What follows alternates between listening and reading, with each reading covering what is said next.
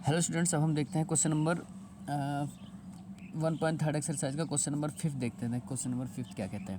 Question number 5 कहता है कि the state with reason weather following function have inverse इतना।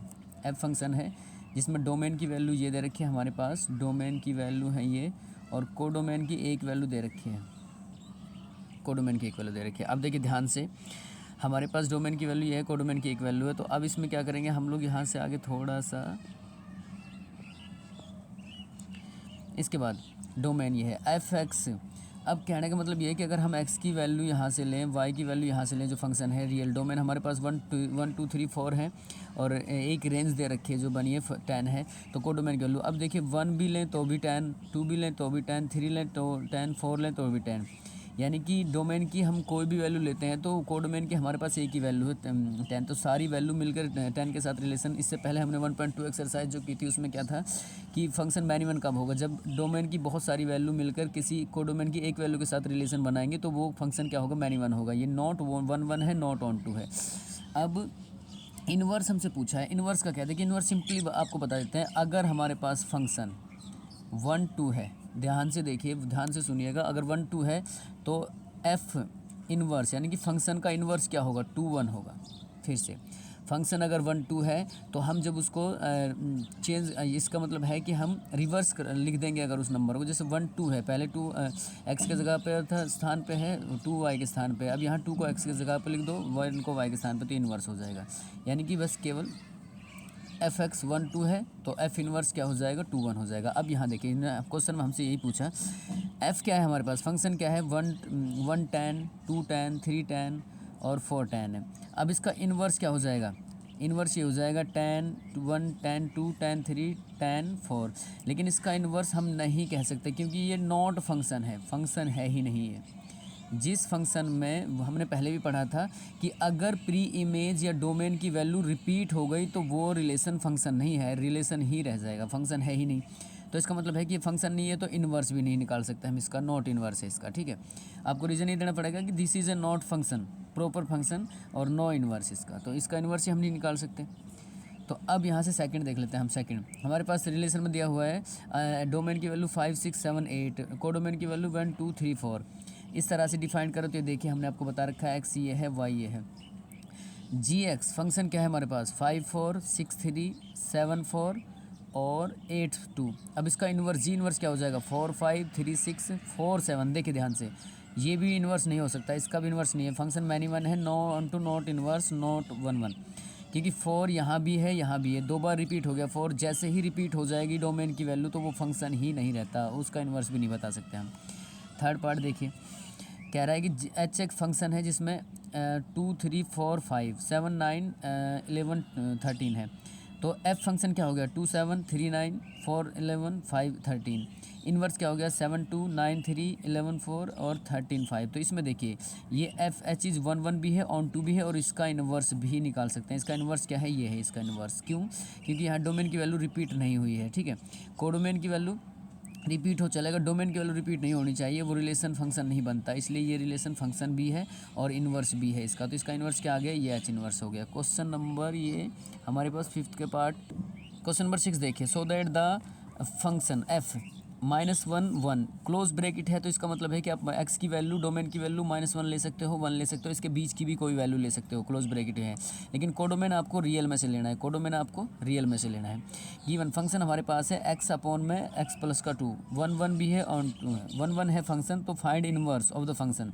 तो इस फंक्शन का इन्वर्स निकालिए। इन्वर्स क्या है, ऑन टू में जैसे हम डिपेंडेंसी चेंज करते हैं तो वही इन्वर्स होता है एक तरह से। हम आज देखेंगे, देखिए अगर हमें चेक करना है 1 1 फंक्शन है तो हम क्या करेंगे, एक x1 वैल्यू लेंगे, एक डिफरेंट वैल्यू x2 लेंगे, और हम देखेंगे कि हम लेट करेंगे कि ये इक्वल अगर आ जाती है दोनों वैल्यू तो फंक्शन क्या होगा, 1 1 होगा।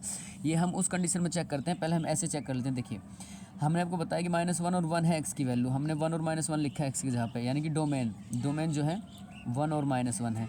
कोडोमेन हमारे पास है कोई भी। अब देखिए इस फंक्शन में हम जब एक्स फंक्शन में x upon x plus to में -1 रखते हैं तो 1 आता है, -1 आता है तो रिलेशन बन गया, 1 रखते हैं तो 1/3 आता है तो रिलेशन बन गया। इसका मतलब है कि हर एक डोमेन की वैल्यू के साथ हर एक को डोमेन की वैल्यू जुड़ जाएगी, रिलेशन बन जाएगा, इसलिए फंक्शन 1 1 भी होगा ये। और चेक करने के लिए हमारे पास क्या है कि जो फंक्शन हमारे पास दिया हुआ है उसमें हम एक x1 वैल्यू ले लेते हैं, एक डिफरेंट वैल्यू x2 ले लेते हैं, फिर हम लेट कर लेते हैं कि ये इक्वल है। अगर ये इक्वल आ जाती हैं सॉल्व करने पर तो फंक्शन क्या हो जाता है 1 1, ये चेक करने की कंडीशन है केवल। तो हमने इसी फंक्शन में जो फंक्शन हमारे पास था उसमें x1 रखा, एक बार x2 रखा, क्रॉस मल्टीप्लाई किया, क्रॉस मल्टीप्लाई करने पर जो पोर्शन कैंसिल आउट हो गया उसको हम हटा देंगे, हमारे पास लास्ट में बचता है x1 = x2।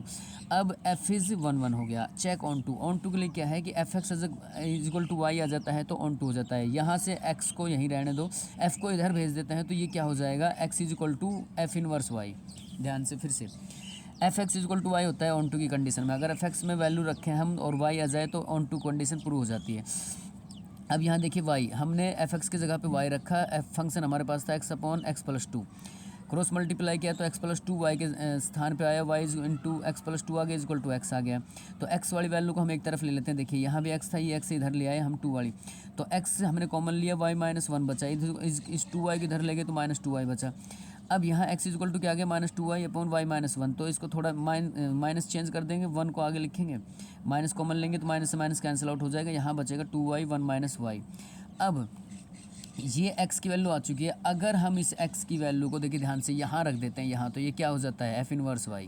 हमने यहाँ पे रखा इस वैल्यू को तो क्या हो गया ये f इनवर्स y, हमसे यही पूछा था, हम इसको f इनवर्स x भी लिख सकते हैं। x की वैल्यू अगर x चेंज कर दें तो f इनवर्स x हो जाएगा ये, तो f इनवर्स x या f इनवर्स y, ये वैल्यू आ गई इसकी इनवर्स की।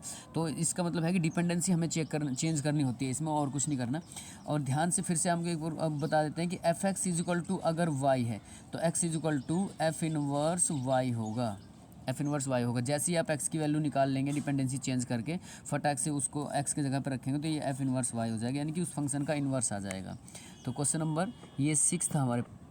क्वेश्चन नंबर 7 देखिए, क्वेश्चन नंबर 7 कहता है कि f फंक्शन है हमारे पास, डोमेन की वैल्यू r में से लेनी है, कोडोमेन की वैल्यू r में से लेनी है, गिवन बाय द फंक्शन हमारे पास है 4x + का 3।